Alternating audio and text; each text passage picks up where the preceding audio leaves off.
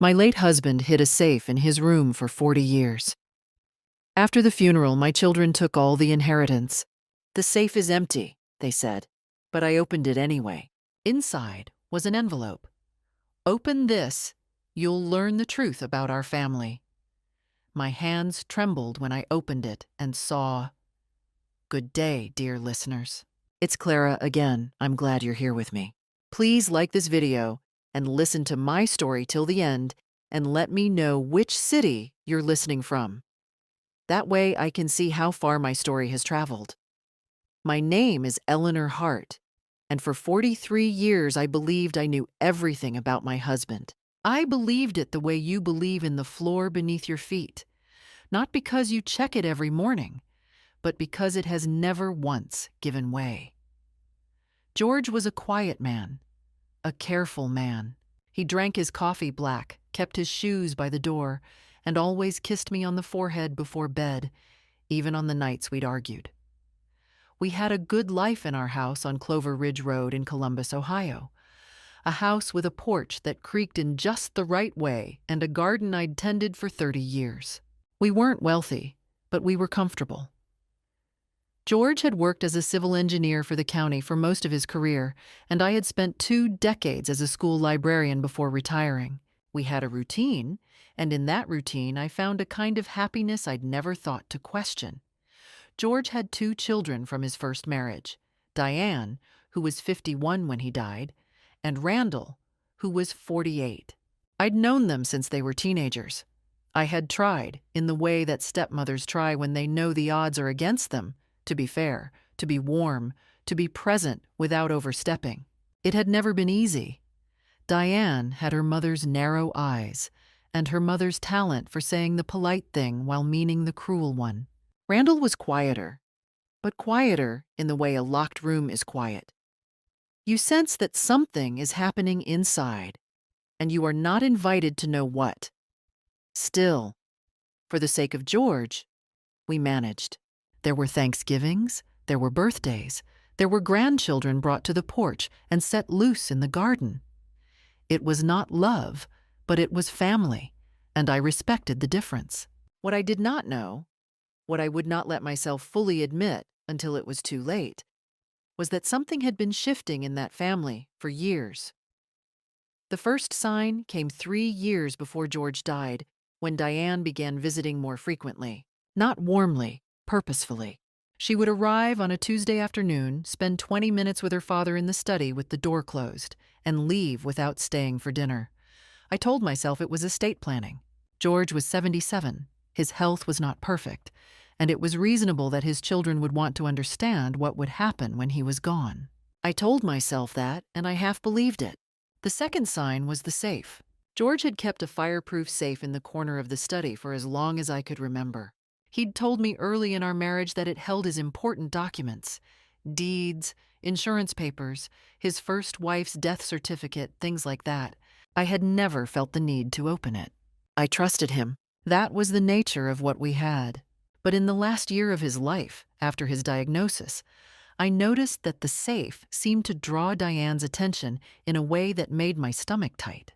Once coming down the hallway, I heard her ask him about the combination. George had answered in a voice too low for me to catch. She had laughed, and the laugh was not the laugh of a daughter reassuring a father. It was lighter than that. Relieved? I said nothing. What would I have said? George died on a Tuesday in March in the hospital, with me holding his left hand and Randall standing by the window pretending to look at his phone. The funeral was a quiet affair. I moved through it the way you move through water, slowly, with resistance, feeling the weight of everything. I did not cry at the service. I cried at night, alone, in our bed, which suddenly had too much space in it. Diane and Randall stayed in the house for 3 days afterward, helping, as they called it, to sort things out. On the second day, while I was sitting with a neighbor in the kitchen, I heard them in the study, drawers opening, the particular sound of a dial lock clicking through numbers, then silence. That evening, Diane told me that the safe had been opened, that it held only some outdated insurance documents and George's old military discharge papers, and that she and Randall had taken them to be filed properly. "There wasn't much inside, Eleanor," she said, using my full name the way people do when they want to sound authoritative. "Nothing of real value." I nodded. I thanked her. I went upstairs. But something sat wrong in me that night. Something I could not name. I lay in the dark and I thought about the safe, about Diane's face when she'd described it as empty, about the particular flatness in her voice. I thought about 43 years of trusting a man. And then I thought, what if the floor has been giving way for longer than I knew? 2 days after the children left, I walked into the study, sat down in George's chair, and looked at the safe. It was still there, closed, and tucked into the narrow space between the safe's back edge and the wall, invisible unless you were sitting in that exact chair at that exact angle, was a small white envelope. My hands shook as I reached for it. On the front, in George's careful handwriting, "For Eleanor. Open this and you will know the truth about our family." I held it for a long time before I opened it. The letter was 4 pages long, written in George's cramped, deliberate hand. The same hand that had signed birthday cards and grocery lists and the deed to our house for 40 years. I read it sitting in his chair in the quiet of the study, with the afternoon light coming through the blinds in long, pale strips across the floor. I read it once quickly, the way you read something when you are hoping you've misunderstood. Then I read it again slowly, because I had not misunderstood at all. George began by telling me he was sorry, not for the general sorrow of a man who knows he is dying, but for something specific. He had discovered, 14 months before his death, that Diane and Randall had been systematically withdrawing money from a joint investment account, an account he'd opened in all 3 of their names 15 years ago for family investment purposes, which in practice had meant that he deposited money and the children occasionally asked to borrow from it. Over the course of 7 years, he wrote, they had transferred $230,000 from that account into private accounts he hadn't known existed. They had done it gradually, a few thousand here in a slow quarter, 8,000 in a year when he'd been distracted by a minor health scare. They had banked on the fact that he reviewed those statements infrequently and that his trust in them was a blind spot wide enough to walk through. When he'd confronted them, and he had confronted them, which I had known nothing about, they had not denied it. Instead, they had told him that the money was an advance on their inheritance, that they'd assumed he wouldn't mind, that he'd always said the account would be theirs one day anyway. George, who had never been a man comfortable with conflict, had not called a lawyer. He had not called the police. He had done what men of his generation sometimes did when the wound came from their own children.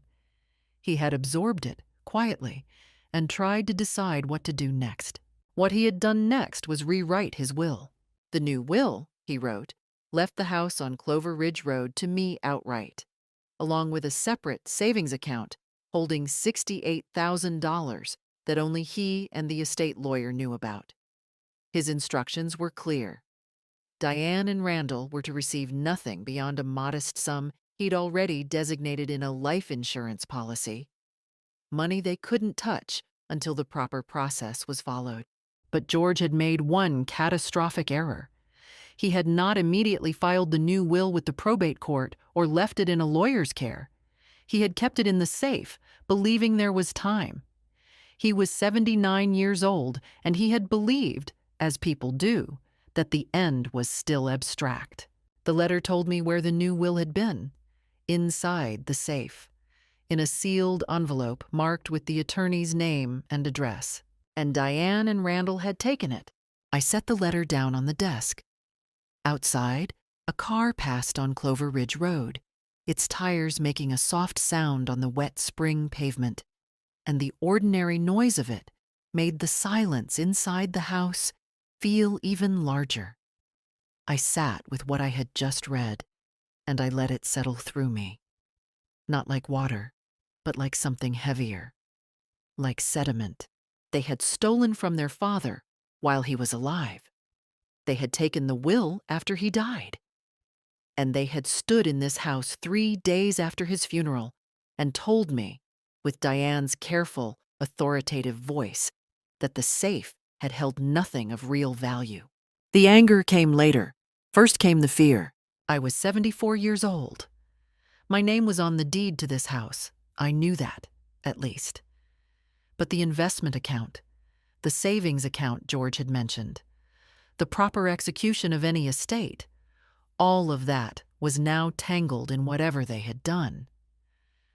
I didn't know exactly what they had filed with the probate court. I didn't know what version of the will was currently in the system. I didn't know how far they had already gone. I was afraid. I want to be honest about that. I sat in that chair and I was afraid in the way you are afraid when you realize the ground has been unsteady for a long time and you are only now feeling it. But here is what I also knew. I had the letter. 4 pages, in George's handwriting, describing exactly what had happened, who had done it, and where the evidence could be found. I had the name of the estate attorney, a man named Philip Greer, whose office was on Oak Street downtown. And I had the knowledge that the account records, 7 years of transfers, existed somewhere, in some bank, retrievable by someone with the right legal standing. I was not helpless. I was frightened, but I was not helpless. I folded the letter carefully and placed it inside a zippered pouch in my winter coat. The coat Diane never touched because she found it unfashionable. Then I walked to the kitchen, made myself a cup of tea, and sat at the table where George and I had eaten breakfast for 30 years. What would a sensible woman do? I thought. Not a dramatic woman, not a vengeful woman, a sensible one. She would get a lawyer, not George's estate attorney. Not yet. Not until she understood what had already been filed. A different lawyer. One who was hers alone. I picked up my phone. I called my neighbor and closest friend, Barbara Weston, who had been a paralegal for 20 years before she retired. "Barbara," I said when she answered, "I need the name of a good probate attorney, and I need you not to mention it to anyone." There was a pause. Then Barbara said, "I'll be there in 20 minutes." That was the first decision. And from that decision, everything else followed. Philip Greer's name was on a brass plate beside a door on Oak Street, but I didn't go to him first. Barbara arrived that evening with a notepad and the name of a woman named Catherine Marsh, a probate and estate litigation attorney who had handled a case for Barbara's cousin some years back. "She's not cheap," Barbara said, setting her bag down at my kitchen table with the comfortable efficiency of someone who knows when a situation requires practicality over sympathy. "But she's thorough, and she doesn't lose." I called Catherine Marsh's office the next morning and made an appointment for the following Thursday.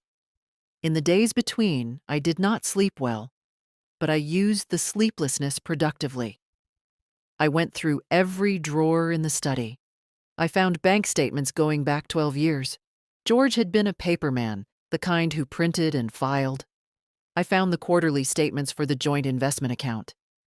And when I sat with them, and a legal pad, tracking the withdrawals the way George's letter had described, I found them.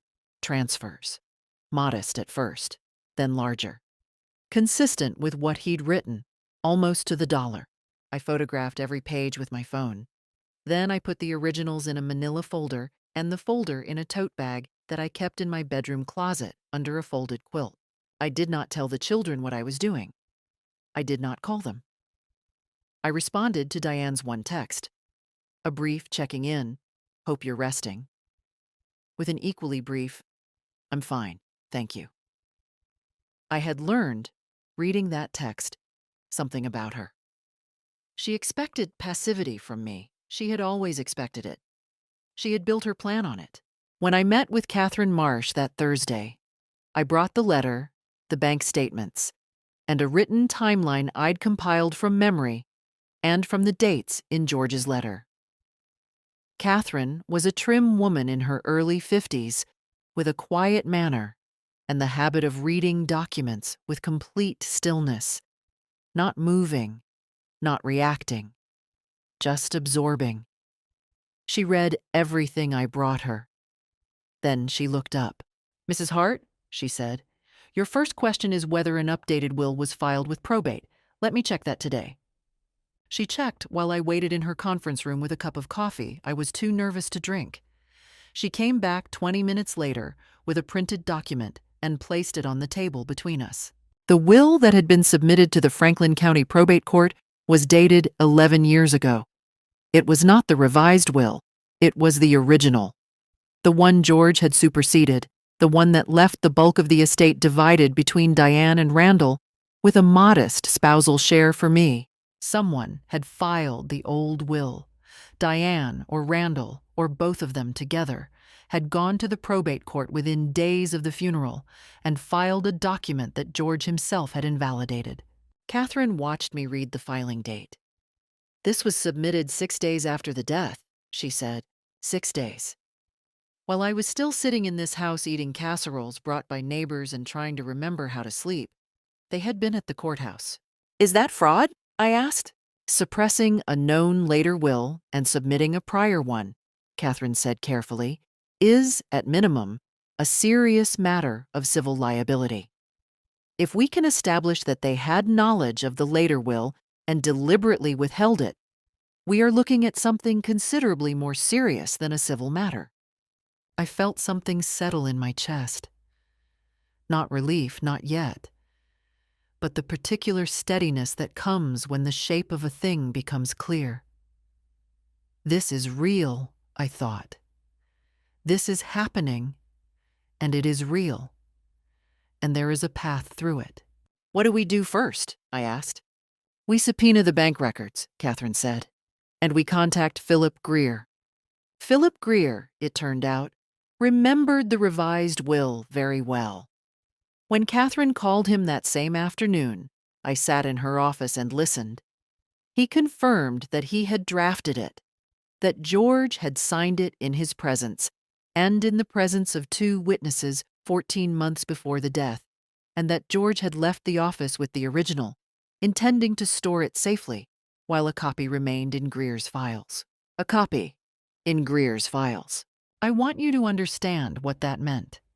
They had taken the original from the safe, believing that destroying it, or simply concealing it, would erase its existence. They had not known about the copy. The copy existed. The revised will existed. And it said exactly what George had written to me that it said. That evening, driving home from Catherine's office, I stopped at a red light on Oak Street and sat there for a moment after it turned green, while the car behind me waited patiently. I was thinking about Diane's face when she'd said nothing of real value. I was thinking about Randall standing at the hospital window, pretending to look at his phone. Did they believe they had been careful enough? I thought. Did they believe I would simply accept what they told me and grieve quietly and sign whatever they put in front of me? Perhaps they did. Perhaps that was the most important mistake they made. I drove home. I made dinner. I called Barbara to tell her what I'd found. And somewhere across town, I learned later, Diane had called Randall that same evening because she had noticed something. Some small change in my behavior, some absence of the grateful, compliant tone she'd expected. "She's not returning my calls properly," she told him. "Something feels off." She was right. Something was very off. I had a lawyer, a copy of the real will, and a subpoena in process. The point of no return had passed quietly, like most important moments do. Without fanfare, in an ordinary room, over a cup of coffee I never finished drinking.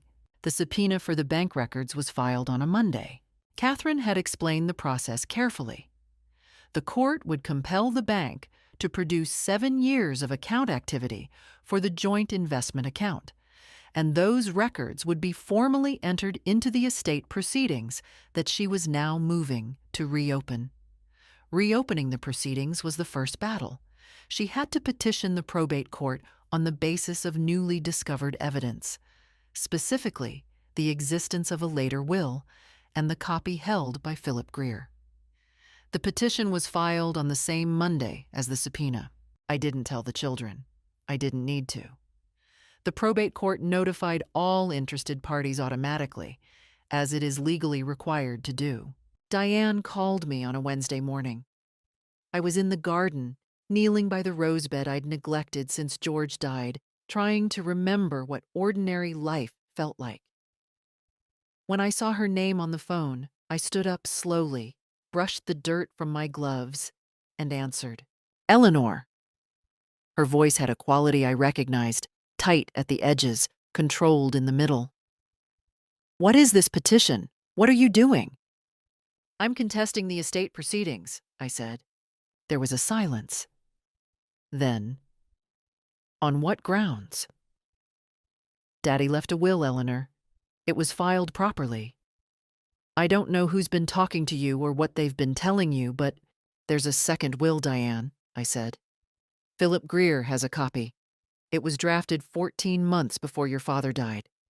Another silence, longer this time. "That's not possible," she said. But her voice had changed. The control in the middle had gone soft. "I'd like you and Randall not to contact me directly about this anymore," I said. "You can speak with my attorney. Her name is Catherine Marsh." I gave the phone number. I said goodbye. I ended the call. My hands were not shaking. I noticed that with some surprise. They came to the house 2 days later, both of them, which told me they'd been planning the visit together. It was a Friday evening, and they arrived without calling, which they knew I found rude, which meant they wanted me off balance. Randall had his hands in his jacket pockets and wouldn't quite meet my eyes. Diane was in the mode I thought of privately as managing Eleanor, composed, slightly sorrowful, treating me the way you treat someone who has made an embarrassing scene at a party. I let them in. I did not offer coffee. We sat in the living room. They on the sofa. Me in the armchair that had been George's, which I chose deliberately. Diane began with sympathy. "Grief did strange things to people," she said. It was completely understandable that I was struggling. She and Randall only wanted what was best for me, for everyone, for Dad's memory. Then she shifted. The petition, she said, was going to be painful for the whole family. It would drag things through court for months, possibly years. It would be expensive. It would require me to sit through depositions, to have my marriage examined, to face questions about whether I'd had undue influence over their father in his final years. I looked at her. "Undue influence," I repeated. "It's a legal term," she said, leaning forward slightly. "It comes up in contested wills. When an elderly man changes his will late in life, the court examines whether someone around him may have—" "Diane," I said, "your father changed his will because the two of you stole $230,000 from his investment account over 7 years. He documented it. He told me in a letter. The bank records will confirm it." Randall stood up. "That is a serious accusation, and you have no—" "Sit down, Randall," I said. My voice was quiet. He sat down. Diane's composure cracked. Not completely, but enough. Her jaw tightened. "If you go forward with this," she said, "we will counterclaim. We will tie this up for years. You're 74, Eleanor. Do you really want to spend whatever time you have left?" "Yes," I said simply. "I do." They left. Not as they'd arrived. Purposeful, unified, sure of themselves.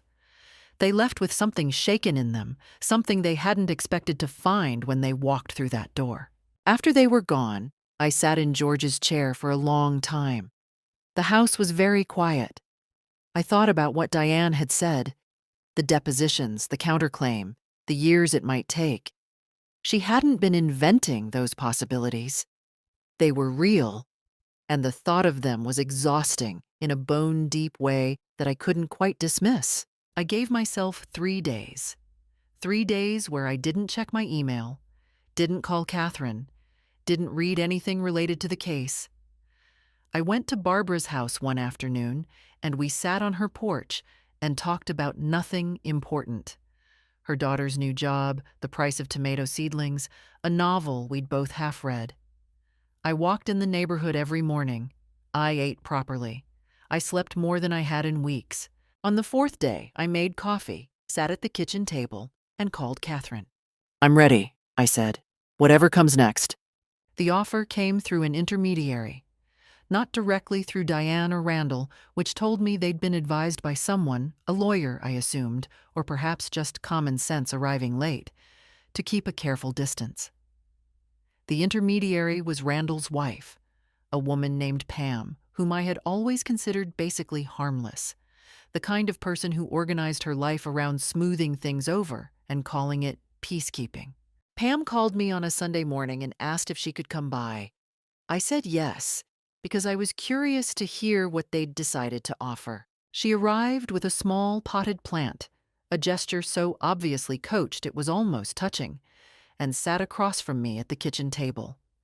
She said the family had been doing a lot of reflection. She said Diane and Randall understood that feelings had been hurt and that perhaps things could have been handled differently from the start.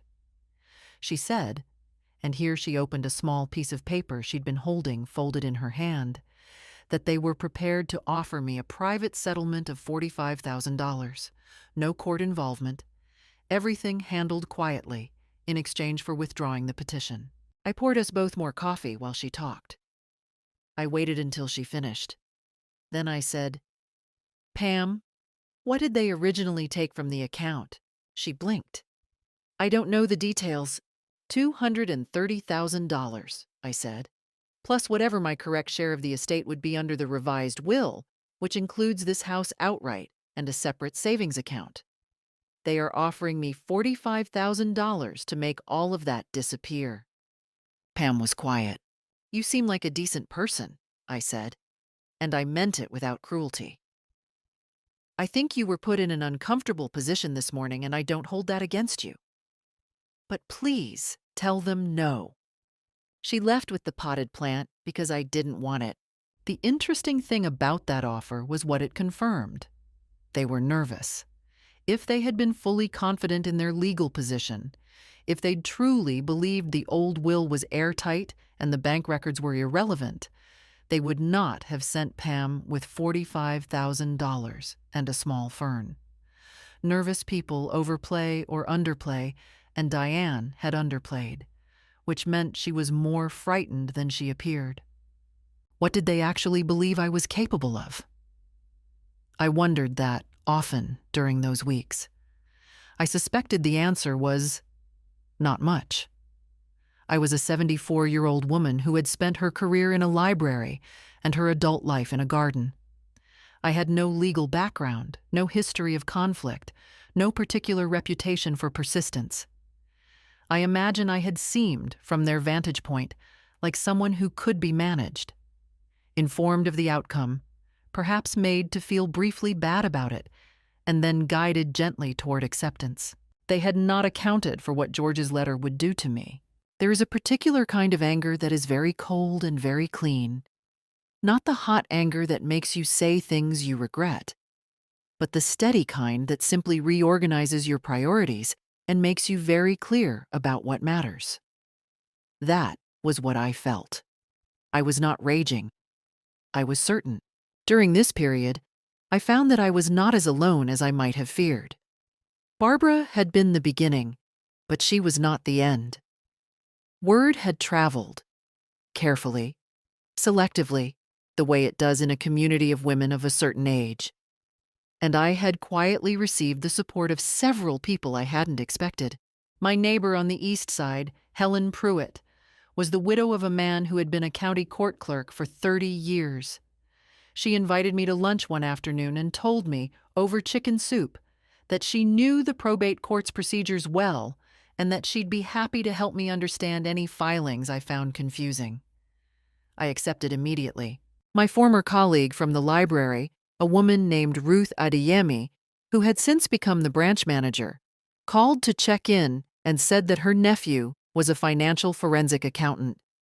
She said she'd mentioned my situation to him in general terms, no names, and that he'd confirmed that the type of withdrawals I'd described left very clear paper trails that were difficult to contest. And my doctor, at a routine appointment, noticed that I seemed unusually stressed and asked after me. When I told her, in abbreviated terms, what I was dealing with, she nodded and wrote down the name of a therapist who specialized in late-life family conflict. "Not because anything is wrong with you," she said firmly, "because you're dealing with something hard and everyone needs support." I went twice. It helped. By the time Diane and Randall's silence stretched into its third week, they had stopped reaching out, stopped sending intermediaries, seemingly content to let the legal process play out while they recalibrated. I was no longer afraid of the silence. I had filled it with people who were on my side. I had filled it with purpose. The bank records arrived at Catherine's office on a Thursday. She called me that afternoon, and though she was professionally careful with her words, I could hear the satisfaction underneath them. "The records are comprehensive," she said, "and they match." They came on a Saturday morning in early May, when the dogwood in the front yard was in full bloom, a detail I remember because it seemed wrong somehow that things could be so pretty while so much ugliness was in motion. This time they called ahead, which was new. Diane's voice on the phone was different from the last time. Softer, without the tight control. "We'd like to come and talk, Eleanor," she said. "Just talk. No lawyers, no filings. We miss you. You were part of our family for 40 years. I almost said no, but I thought, let them speak. You can learn from what people say when they think they're winning you over. I said yes. I set out coffee and the good cups.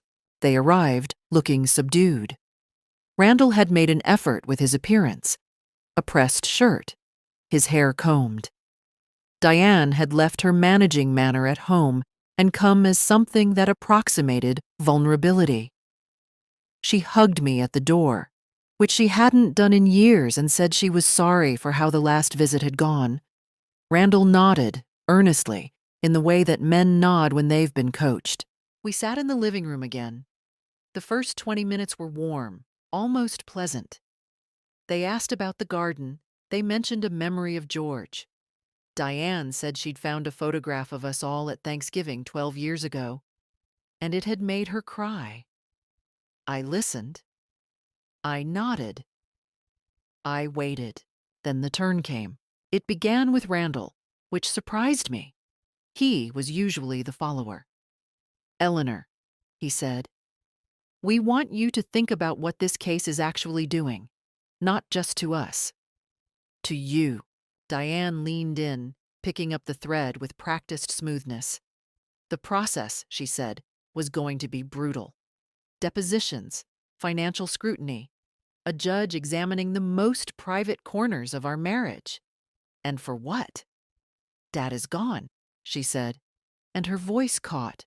Genuinely, I thought, or close enough to genuine to be indistinguishable. "He's gone, and whatever he thought he was doing with that letter, whatever state of mind he was in at the end, he was in full possession of his mind," I said. "He was an old man in declining health," she said. "Lawyers will argue that. They will call Philip Greer and they will ask him whether Dad seemed confused, whether he asked the same questions twice, whether there were any—" "Diane," I said, "stop." She stopped. "I know what you're doing," I said. I kept my voice very level. "You're trying to convince me that pursuing this case will be so painful that it isn't worth it. You're suggesting that a judge might decide your father wasn't competent when he made the new will. You're implying that I influenced him." I looked at her steadily. "You came here to frighten me, and you want me to confuse the fear with a reason to give up." Randall started to speak. I held up my hand and he stopped, which seemed to surprise him. "I'm not going to give up," I said. I want to be very clear about that. Not because I'm angry, though I am, but because your father specifically asked me, in writing, to know the truth. He trusted me with it, and I'm not going to betray that trust to make your situation easier." Diane's softness left her face. What replaced it was the expression I'd always known was underneath. Flat, calculating, old. "You think you're going to win this," she said. "I think the evidence is very clear," I said, "and I think you know it. We will make this as difficult as possible." Her voice had dropped, and there was something in it that was meant to frighten me. Not a threat exactly, but the promise of a threat. "Every document, every deposition, every filing. You will be exhausted before this is over." "Perhaps," I said, "but I'll be on the right side of it." They left without saying goodbye. The front door closed, not slammed, which would have been undignified, but closed with a firmness that was its own kind of statement. I stood in the living room, and I felt something cold move through me. A real fear, not the managed kind. The recognition that they had meant what they said, that they had the resources to make the process long and grinding, that exhaustion was a genuine weapon in their hands. I was 74. I was not going to pretend that didn't matter. But then I thought about George's handwriting. For Eleanor. "Open this, and you will know the truth about our family." He had left me that letter because he believed I was capable of doing something with it. He had trusted me with the most important truth of his final years. He had seen something in me that his children apparently had not. The fear didn't leave, but it moved to one side and made room for something steadier. I went into the kitchen and called Catherine. "They've escalated," I told her. "Good," she said, and I could hear what she meant by it. Escalation meant they were afraid people made mistakes. The hearing was scheduled for a Tuesday in June in a courtroom on the third floor of the Franklin County Court of Common Pleas, a room with high ceilings and fluorescent light and the particular institutional smell of carpet that has absorbed decades of anxiety. Catherine had prepared me thoroughly. We'd spent 3 sessions going over what I would be asked, how I should answer, where the critical evidence would be introduced. "You will be calm," she'd said, in the way that made it a statement rather than a request. "You know this material better than they expect you to. Let that do the work." I wore the blue dress I'd bought for George's retirement dinner 12 years ago. It fit differently than it had then, but I liked what it represented. A moment when things were good, when I was standing next to him, and the future felt ordinary and long. Diane and Randall arrived with their attorney, a man named Gerald Stokes, who had a high-priced manner and the kind of confidence that comes from usually being in the stronger position. He assessed me across the courtroom with a brief professional glance and seemed to categorize me quickly. I noted that he seemed comfortable. Comfort was sometimes a liability. The morning began with procedural matters: Catherine's petition, the submission of Philip Greer's copy of the revised will, the authentication of George's handwriting by a forensic document examiner who had compared it against 12 years of signed correspondence. Stokes objected to various things in the methodical way of a lawyer who is buying time while recalibrating. Then came the bank records. Catherine presented them chronologically, walking the judge through 7 years of transfers from the joint investment account to 2 private accounts, one in Diane's name, one in Randall's, with clean, annotated charts that Ruth's nephew had helped prepare. The numbers were unambiguous. The dates were unambiguous. The accumulation of $231,412 was unambiguous. Stokes's response was that the transfers had been authorized by George, that George had been aware of them, that they represented an informal arrangement between a father and his children that was well within the norms of family financial management. The judge asked whether there was any written documentation of this authorization. There was not. The judge asked whether there were any communications, emails, letters, text messages, in which George expressed awareness of and consent to the transfers. There were not. Then Catherine called Diane to the stand. I watched Diane walk to the witness stand, and I thought, she is very good at this. She is composed and credible-looking, and she has done this in her head many times. And for the first several minutes of questioning, she was. She answered calmly. She said her father had been aware of the transfers. She said he had told her, verbally, on multiple occasions, that he considered the money an early distribution of her portion of the estate. She said she had documentation. What documentation? Catherine asked. Diane referenced 3 emails. Catherine produced the emails. She asked Diane to read the relevant portion of the first one aloud. Diane read it. It was from 7 years ago, a brief exchange about a family vacation, in which George had written, "Happy to help with the trip costs, we'll sort out the details later." There was no mention of the investment account. There was no mention of a distribution. Is this the documentation you were referring to? Catherine asked. It's part of the context, Diane said. The context of a vacation expense discussion, of an ongoing understanding between my father and me. Catherine moved to the second email. Similar pattern, a reference to George expressing general goodwill and flexibility with finances. Nothing approaching a specific authorization of structured transfers totaling $231,000. By the third email, Diane's composure had developed a hairline fracture. She was answering more slowly, choosing words with more care, which paradoxically made her sound less certain. Then Catherine asked, Ms. Hargrove, when did you first learn of the existence of the revised will drafted by Philip Greer? A pause. I don't recall exactly. Did your father ever tell you he had revised his will? He may have mentioned. Did he tell you, specifically, that he had signed a new will in Philip Greer's office 14 months before his death? Another pause. I don't recall a specific conversation. Mr. Greer's records indicate that you called his office 2 weeks after your father's initial consultation about the revised will.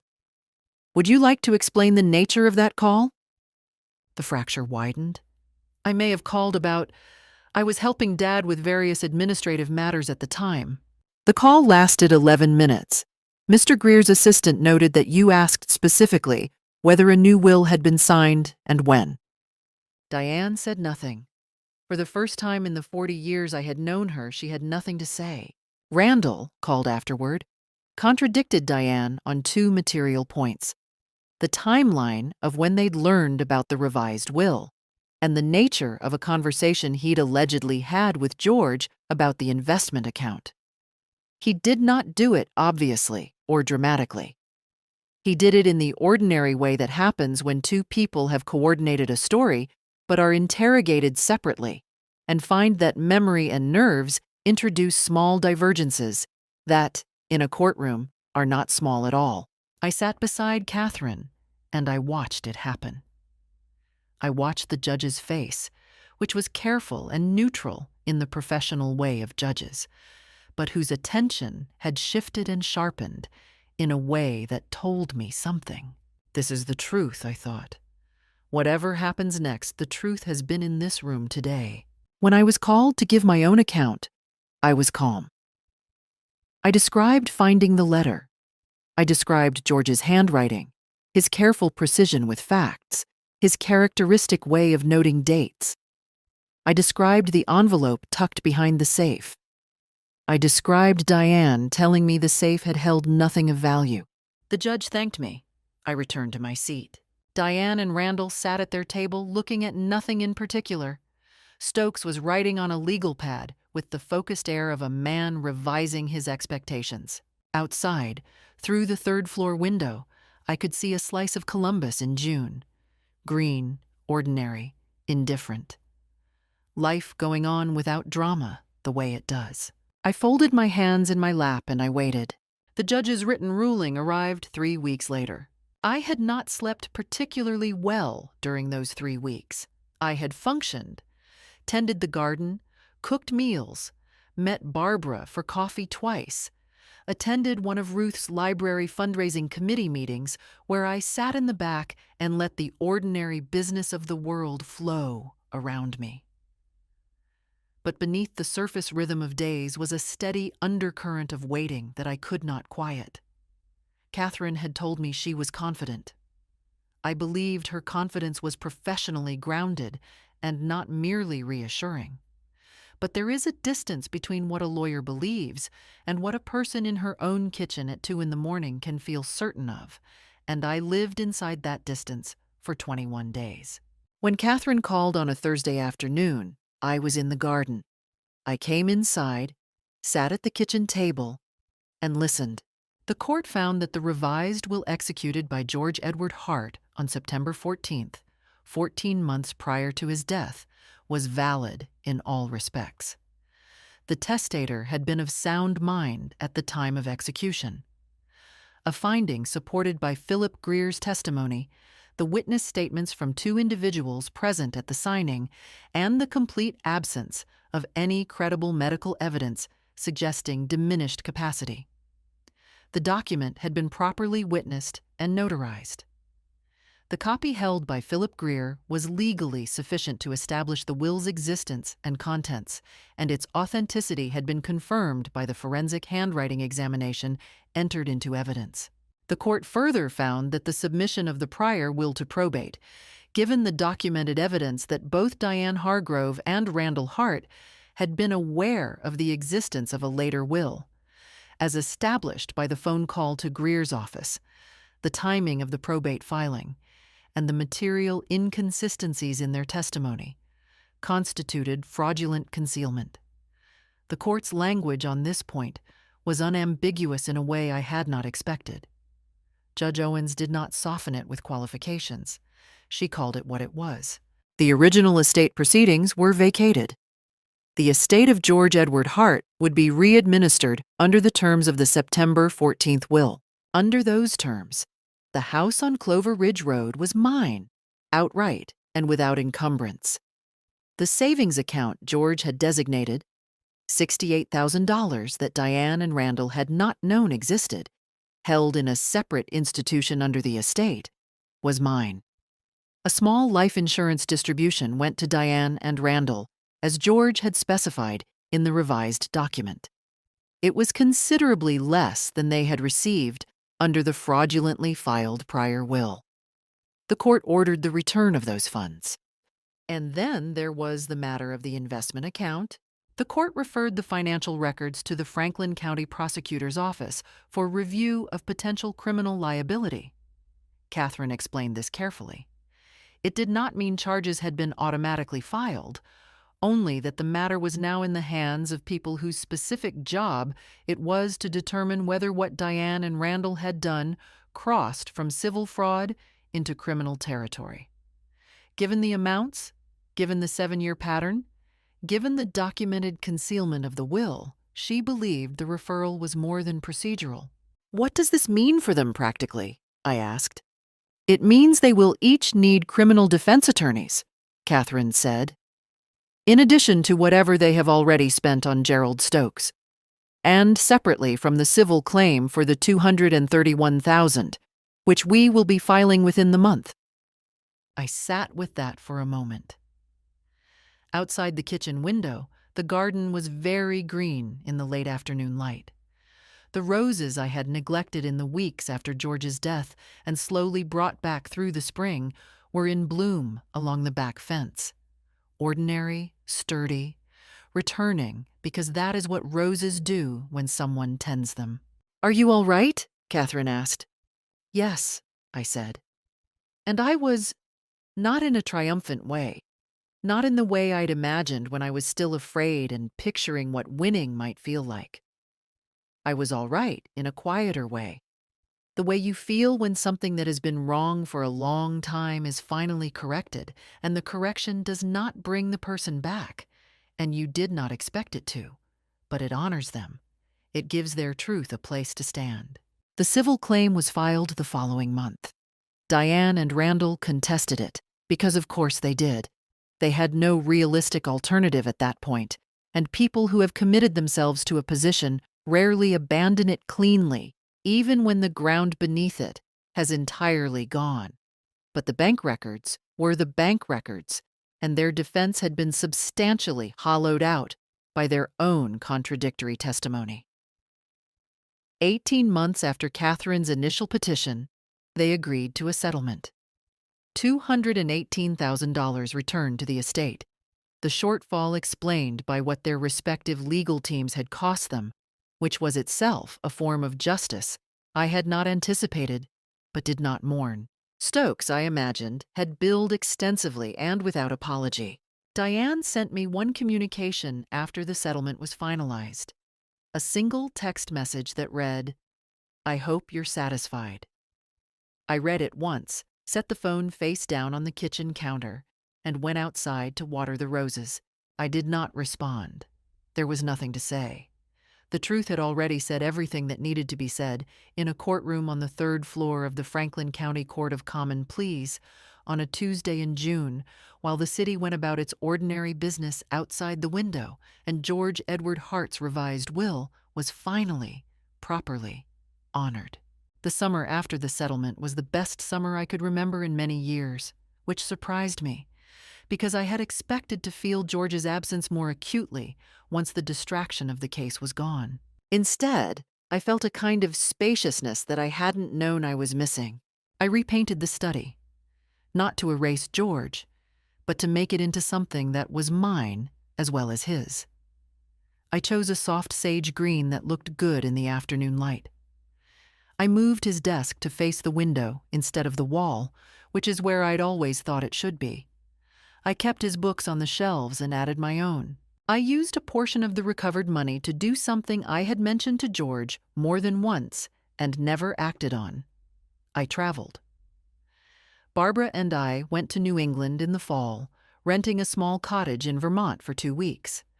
We drove along roads lined with maple trees that had turned improbable colors, and we ate dinner at places that had no dress code, and we talked for hours in the evenings, the way you can when you are old and have survived enough to have something to say. I took a train to see a college friend in Philadelphia. I flew, for the first time in 11 years, to visit my nephew and his family in Oregon. I also, quietly, established a small fund at the Columbus Public Library, not large, but meaningful, in George's name, to support literacy programs for adults. Ruth helped me set it up. There was a small plaque. I don't know if George would have wanted a plaque, but I thought he deserved one. I was not without sorrow. There were mornings when the house was very quiet, and his absence was a specific weight in the room. There were moments, a piece of music, a particular quality of evening light, the smell of coffee on a cold morning, when grief arrived without warning and was as sharp as it had ever been. I did not expect the happiness to cancel the grief. I had learned by then that they can coexist, and that coexistence is not the same as contradiction. Diane and Randall's situations, I learned from various sources over the following years, had deteriorated in ways that were the direct result of their own choices. The prosecutor's office did pursue the matter. Randall, whose financial situation had been more precarious than his sister's, and whose accounting in the deposition had been more significantly inconsistent, was charged with estate fraud, a felony in Ohio. He negotiated a plea agreement that avoided prison time but resulted in probation, mandatory financial restitution, and a permanent record that cost him a professional license he'd held for 20 years. His marriage to Pam did not survive it. He moved to a smaller apartment on the east side of Columbus and, as far as I knew, was working in a position considerably below what he'd previously held. Diane was not charged criminally. Her attorney managed the evidentiary questions more deftly. But the civil judgment against her, combined with the attorney's fees she'd accumulated, had severely damaged her finances.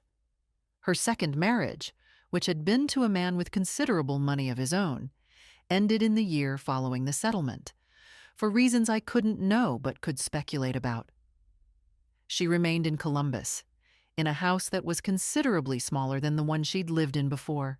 I did not take satisfaction in their difficulties in any active way. I want to be clear about that. I did not follow their situations eagerly or feel pleasure when I heard bad news. They were the children of the man I had loved for 43 years, and that fact was not nothing. But I also did not pretend that their circumstances were unrelated to their choices. They had built something on a lie, built it carefully, over years, with deliberate effort. And when the lie was removed, what they had built came down. That was not punishment. That was the natural weight of consequence. The house on Clover Ridge Road was beautiful in the spring. The roses I'd tended for 30 years came back, as they always did, and the porch creaked in the right way. And on good mornings, I would sit out there with coffee and watch the neighborhood begin its day and feel something I could only describe as earned peace. Is it possible to grieve someone and also feel grateful for what they left you? I think it is. George left me the letter. He left me the truth. He left me, in his careful and indirect and flawed way, the means of protecting what we had built together. And I had honored that. That was enough. That was more than enough. George kept a secret from me for 43 years. Not to deceive me, but because he was a man who struggled with confrontation and who hoped, until he couldn't anymore, that things would resolve themselves. In the end, he found his way to trust me with the truth. What I learned is this: peace is not the same as passivity. Trusting your instincts, that tight feeling in your stomach when something is wrong, is not paranoia. And it is never too late, at any age, to stand up for what is right, and to refuse to let people who underestimate you define what you are capable of. What would you have done with that letter? I often wonder if I would have been brave enough, 10 years younger, 5 years younger. I'd like to think the answer would always have been yes. I hope you'd say the same. If this story moved you, I'd love to know. Leave a comment below and tell me what you would have done in my place. And if you want to hear more stories like this one, please subscribe. Thank you so much for spending this time with Eleanor Hart.